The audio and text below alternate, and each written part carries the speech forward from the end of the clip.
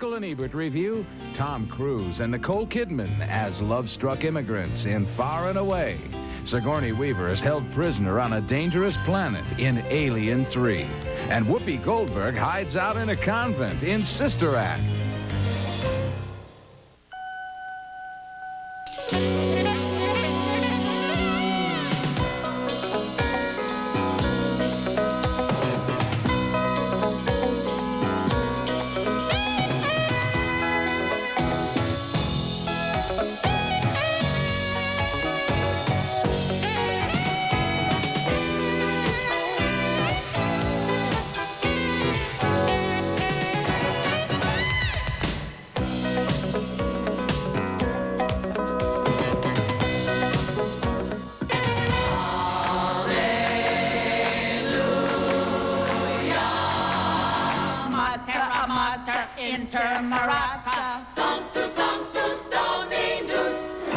Whoopi Goldberg stars as a nightclub singer who hides in a nunnery to escape mobsters in the comedy Sister Act. It's one of 4 new big summer movies we'll be reviewing this week on Siskel and Ebert, including Alien 3 and Far and Away. And Roger went Far and Away recently to the Cannes Film Festival.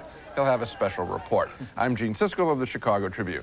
And I'm Roger Ebert of the Chicago Sun-Times. Our first movie is named Sister Act, starring Whoopi Goldberg as a Reno lounge singer who witnesses a murder and hides from the mob by entering a convent under the Witness Protection Program. That's a great idea for a movie, and Goldberg is good in it, but apart from some isolated comedy scenes, the movie seems strangely low-key and low-spirited. It doesn't have the zest we'd expect from this material. One of the downers in the movie is Maggie Smith as the Mother Superior. She doesn't approve of her latest nun, which is no surprise, but it's depressing when she plays her entire role as if this is serious drama. Mary Clarence, I think you might enjoy a ritual fast. A ritual for... No, I don't think I would. I'd just put a little salt in it, it'll be fine. Look, I'm gonna pass me the salt over there. A fast. To remind you of those who must endure without food. Escaping the cloistered life in the convent, Whoopi inadvertently leads a couple of the nuns across the street for a night out. Some of the best moments in the movie belong to Kathy Najimy as a nun who always seems about to suppress a giggle. Oh, a jukebox. Oh, one song. Do you have a word for the song, please? No. Come on, he does. All right. It'll come back to you tenfold, thanks. Hurry up. Hurry up. Oh, I love this song. Gimme gravy tonight. One dance. I'll be right back, please. Eventually, she's appointed choir director and brings an unexpected taste of Motown into the Sunday services. No handsome face could ever take the place of my God. He may not be a movie star, but when it comes to being happy, we are. He's not a man today who could take me away from my God. Let's take it home, ladies. There were moments in Sister Act when I did laugh loudly, but unfortunately they were mostly in the Coming Attractions trailer, which I saw 3 times before I saw the movie, and which gives away most of the movie's surprises and plunders almost all of the jokes, so that seeing the film itself is a curious case of déjà vu.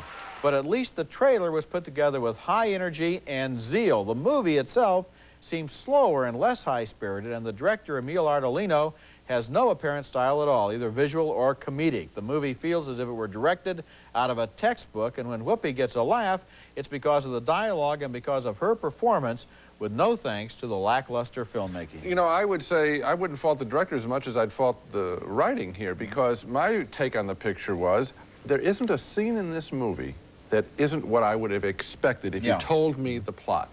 You're going to see the stern Mother Superior. You're going to see the fat, jolly nun. You're going to see the shy nun. Then you're going to see Whoopi charm them and bring soul to the people that are supposed to be saving our souls. And then you're going to see the guys that are trying to get her catch up to her, and we're going to have a little chase action. It marches along, and here's what's strange, Roger. The crowd I saw it with liked the picture a lot, applauding.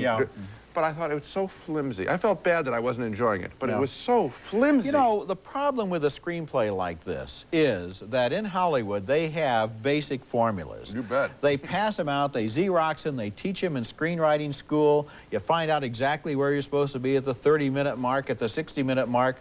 Watching this movie, if you can kind of forget exactly what it's about, is like watching 100 other movies because the formula is exactly the same, and that's why it felt so predictable to you. So when something is funny, it's because Whoopi and the other people are able to find something in themselves to make it funny. There's nothing really there for them to work with. You said you laughed. I did not. Next movie, and our next film is the teenage comedy Encino Man, which badly mixes the juvenile humor of Bill and Ted's Excellent Adventure with the storyline of E.T. A couple of California Valley guys find a Cro-Magnon man in their backyard. They defrost him and bring him to school. You see my locker? Poor Stone Age jerk. He spent 1,000,000 years chilling on a block of ice. Now he's got to go to high school. Who's that guy with the dork squad? Oh, my God. He is totally rude. Totally. That's Brendan Fraser as Link, the Encino Man, assisted by Sean Astin, and Pauly Shore from MTV as the wigged-out Stoney. Here the boys have their idea of fun at a convenience store. I'm sure the managers of all the 7-Elevens nationwide are going to love this scene. Link and I are cruising the mountain, bro, and we figure we's a little juice. No, we's in the juice. We's the juice. No, we's in the juice. No, wheezing the juice! Wheezing the juice! Chill, bud. No, but chill. No. Unlike Wayne's World, not a lot of thought went into the making of Encino Man. I got the idea while watching this picture that the filmmakers put together a list of standard teenage high school situations and simply plugged these guys into it. The film plays like a series of blackout sketches. I also found a little of this Pauly Shore as Stoney went a long way. I could see a young actor doing an act, which wasn't my experience while watching either Bill and Ted or Wayne's World, so thumbs down for me. Thumbs down for me, too. I found this movie really dreary and really slow and really uninteresting. And, you know, when you think about a guy actually being from hundreds of thousands of years ago and coming into the present day, you would expect him to do more once they shampoo him, shave him, and dress him up than stand around basically gawking at everything like a typical American teenager who simply doesn't speak English. They don't have any creativity in what they do with this character. Well, I'm going to find a link between these two pictures. Okay. And that is, why not deal with the situation like it might really play out with not real bright people, but you know, people that are at least sentient. Why not have Whoopi Goldberg, to go back, why not have Whoopi Goldberg challenge the religion of these characters, of the nuns? Why not have the nuns deal with her lack of organized religion? Yeah. Similarly, why not have this character be, you know, remote in all this and have the kids try and deal with him and have it become a science project? These two movies are almost like exercises in which the filmmakers are saying, how can I best make a typical movie like the formula for this genre? And what can I do to avoid doing anything original or anything different or anything challenging? And the question, of course, back to us would be, and your ideas are really going to sell a lot. Well, I tell you this. Wayne's World sold. Yes. Wayne's World That's sold. my argument. Yes, Wayne's World had some fresh scenes that you wouldn't expect, and it's a huge hit. Coming up next, Alien 3 with Sigourney Weaver and another rematch against the Spider from Hell.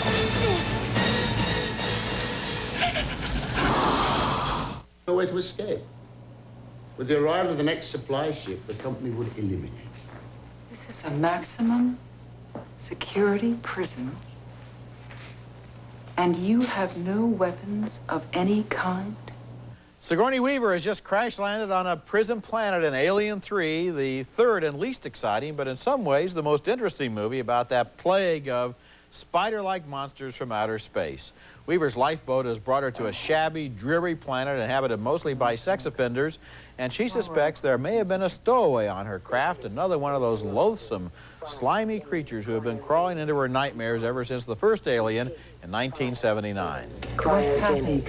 What started the fire, Bishop? Can you hear me? The fire was electrical. That's Lance Henriksen, or what's left of him, as the shattered android who crash-landed along with her. After she learns an alien may have followed her, Weaver has trouble convincing the locals of the danger. Stop this raving at once! I'm telling you! It's here! Air and get that foolish woman back to the infirmary! too much of the movie is devoted to footage like this, an alien's eye view in which we quickly realize that a human could outrun this creature only in the movies. Hey, 7, close!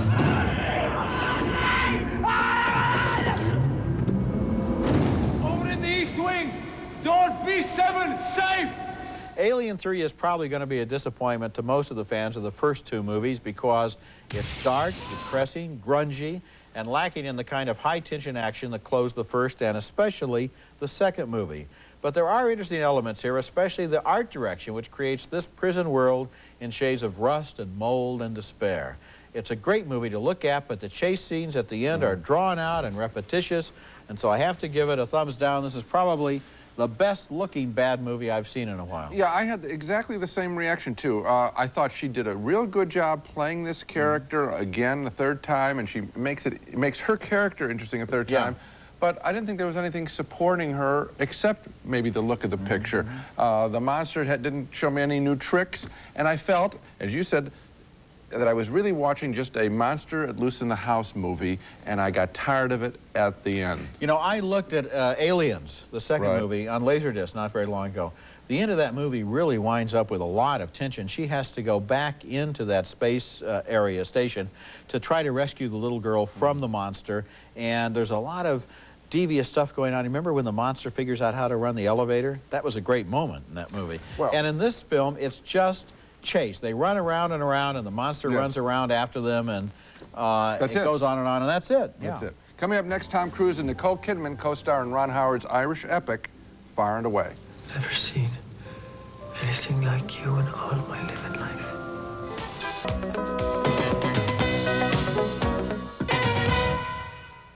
I suspect if you asked her to, she'd kick her knickers off. That, obviously, is Tom Cruise and Nicole Kidman as feuding lovers in Ron Howard's Far and Away, an epic-sized romantic drama set in both Ireland and America near the turn of the century, following 2 very different young people, one rich, one poor, with different reasons for wanting to come to America. And I'll tell you right away that I'm in the minority of critics on this film. I kind of like the picture. Why?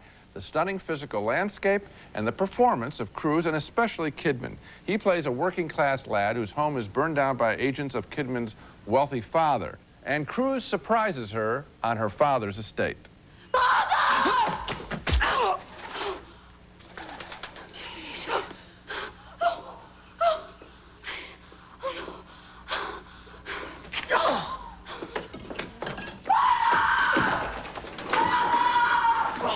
Well, naturally, they soon hit it off, especially after she sneaks a peek at him while he recuperates at her home.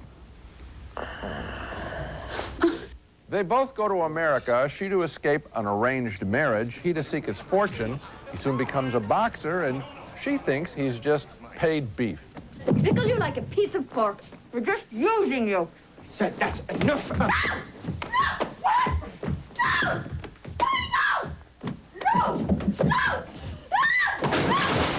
They break apart, but are reunited during a great event, the Oklahoma Land Rush of 1893. Here's a genuinely bittersweet, romantic scene. You knew what you wanted back in Ireland. And look at you. Here you are.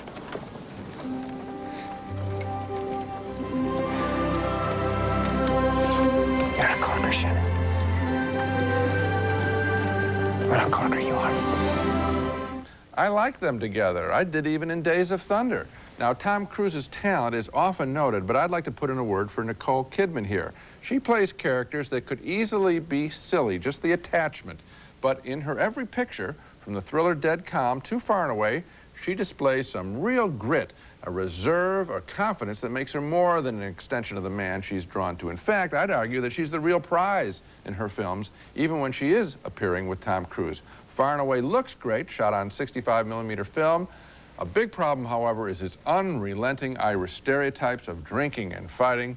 Boy, I got tired of that. But I still recommend the film for the romance. Yeah, I guess the Irish are still one ethnic group where you can, you know... Unbelievable. Inevitably portray them. You know, he's an Irishman, he comes to Boston, what's he going to do? Get in a saloon fight within, you know, 30 seconds after he gets off the ship.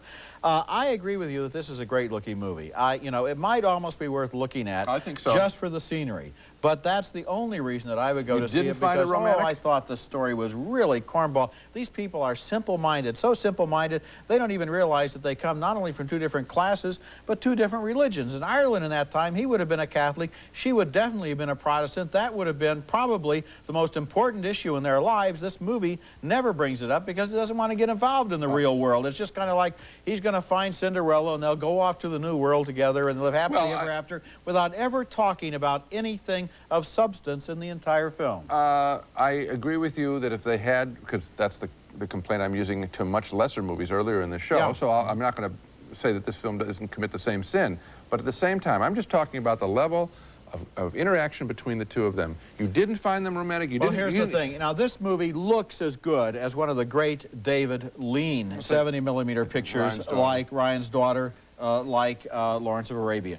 If it were only written at that level, if it only had a screenplay where two interesting and intelligent people are dealing with each other as human beings instead of as cliches out of old love stories, it could have been a terrific movie. It could have been written better. It could have been written brighter.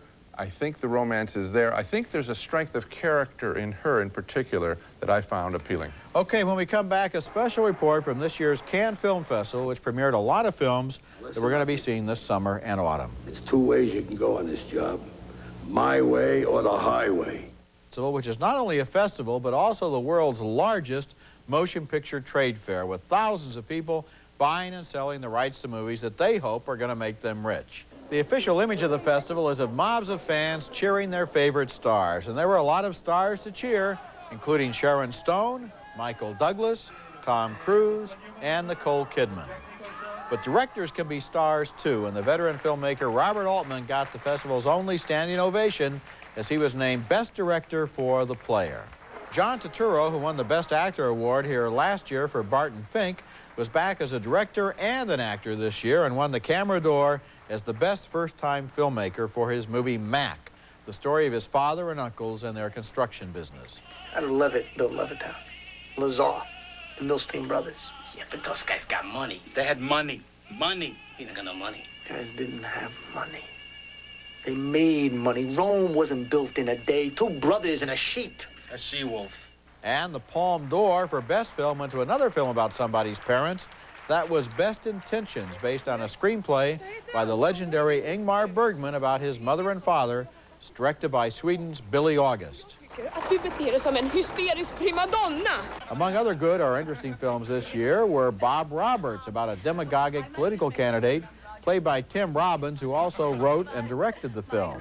Serafina, a powerful South African musical with Whoopi Goldberg, and the dazzling new discovery, Laletti Kamalo. Reservoir Dogs, about a gang of professional criminals who mess up a robbery in a really big way. I'm taking you back to the rendezvous. Joe's gonna get you a doctor. The doctor's gonna fix you up. And you're gonna be okay. You can see Harvey Keitel there, and he also starred in my own choice as the best discovery of the festival, Bad Lieutenant, directed by New York's gritty, low-down Abel Ferrara, and starring Keitel in one of the performances of his career as a corrupt and desperate man. I want to get paid. What about tomorrow? What do you guys want to do? Want to make a bundle? Leave it all in the mess. And one thing about The Bad Lieutenant, Gene, this is definitely an NC-17 movie. I can't figure out any way they could possibly edit it for an R, and it needs to be NC-17 because it's a very serious and uncompromising portrait of this really bad lieutenant. Well, I hope that the NC-17 is preserved, and the only way it's going to take on any real meaning is if people don't cut their films down to R, like Basic Instinct. I thought that was really unfortunate thing that they did there. Well, of course, at Cannes, I got to see the missing 45 seconds for Basic Instinct. I've heard it described, yeah. It made a difference between NC-17 and R. It made a difference, I think, only in the minds of people who used that in order to promote what they took out or left in. It was a publicity gimmick. Yeah, I think so, yeah. Coming up, our video pick of the week, the thriller that made Nicole Kidman a star.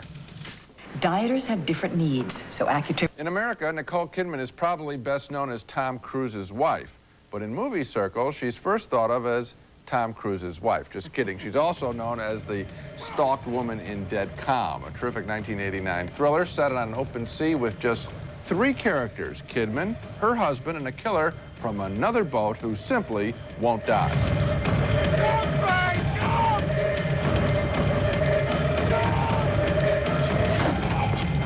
What are you doing? That's Billy Zane as the killer. And the special achievement of Nicole Kidman in Dead Calm is that she comes across, much like Sigourney Weaver in the Alien series, as one of the guys. Dead Calm is available on tape and disc. I recommend that you rent it. Now let's recap the movies we reviewed on this show. 2 thumbs down for Sister Act, the thoroughly predictable Whoopi Goldberg comedy. 2 more thumbs down for Encino Man, which similarly offers nothing fresh in its formula treatment of teenagers discovering a human relic. 2 more thumbs down for Alien 3, a stylish sequel that turns into nothing more than a chase picture. And a split vote on Ron Howard's Far and Away, the Irish romance that I thought worked at its own level, but Roger would have preferred more developed lead characters, so that Far and Away, at least we can agree on the look of Far and Away. Yeah, and there's, I also like the look of Alien 3, and I like Whoopi Goldberg in Sister Act, but it wasn't a great week at the movies. That's it for this week. Next week we'll be back with Patriot Games with Harrison Ford and his family, targeted by terrorists. Also an advanced look at our upcoming 1-hour special on the new Black Cinema. We interview Whoopi Goldberg, Spike Lee, Wesley Snipes, and Boys in the Hood director John Singleton. That's going to be next week, and until then, the balcony is closed. Introducing new Jovan White Musk for Men. All the power, but not overpowering. Subtle, easygoing, unmistakably male. Shower yourself with a new sensation, new refreshing Shield. Experience its unique skin-vigorating formula and feel the blast of pure refreshment. Sally Beauty Supply. More than 4,000 nail and hair care items for any kind of nails or any kind of hair. Sally, salon quality, popular price. Rice-A-Roni. Any day of the week, the flavor can't be beat. Rice-A-Roni, the San Francisco treat.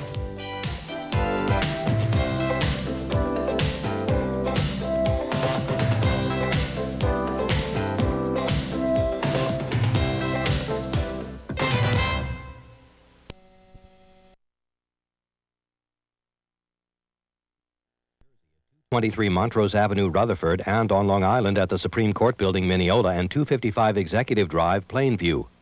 The preceding program was recorded earlier this evening.